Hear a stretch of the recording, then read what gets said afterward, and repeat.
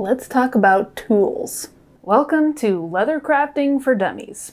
I am Abby Har with Hardy Hobbies, and I am going to be teaching you all the leather crafting things that are so basic, so simple, that all the experienced leather crafters will not even go over these things in their tutorials because they think that you should already know how to do this. So today, I'm going to talk about what tools you need to get started.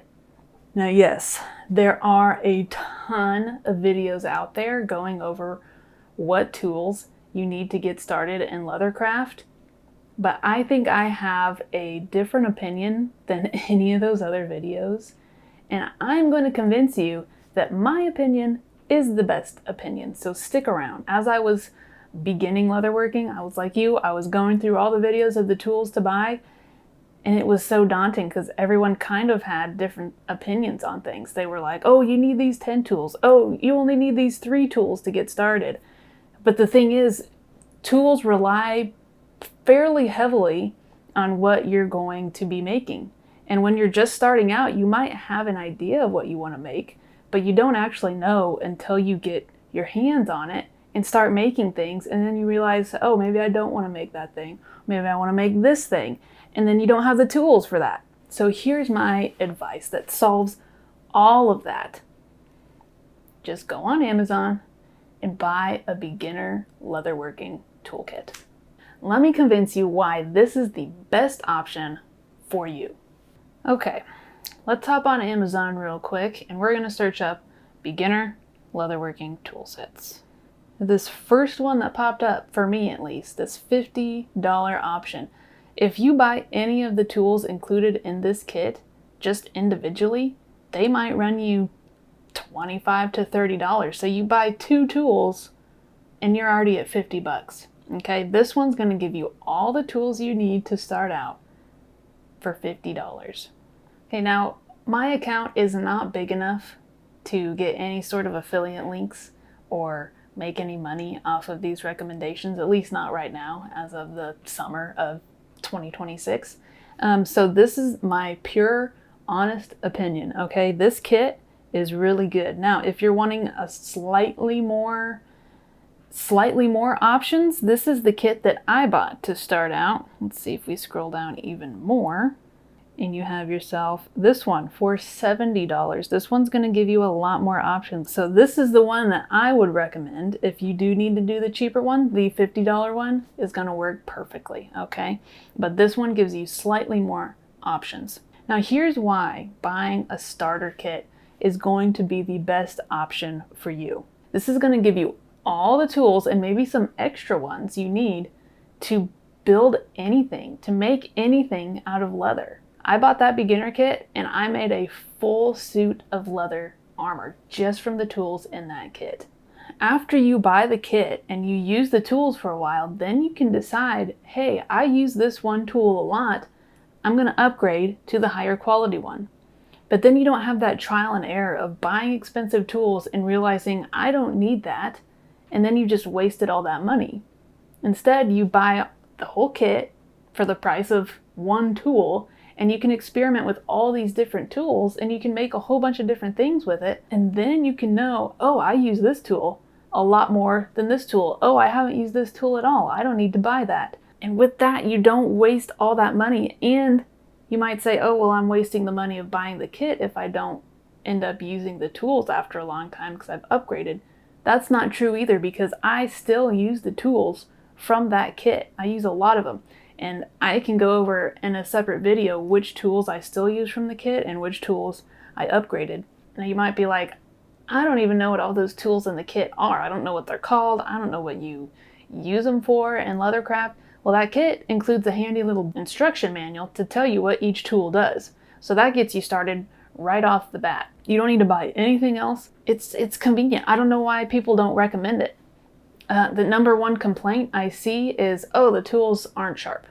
Let me tell you why that is a dumb complaint, okay? If you buy higher end tools, yes, they are going to come razor sharp right out of the box, okay? These Cheaper tools, they might not be the sharpest when you first receive them. But here's the problem.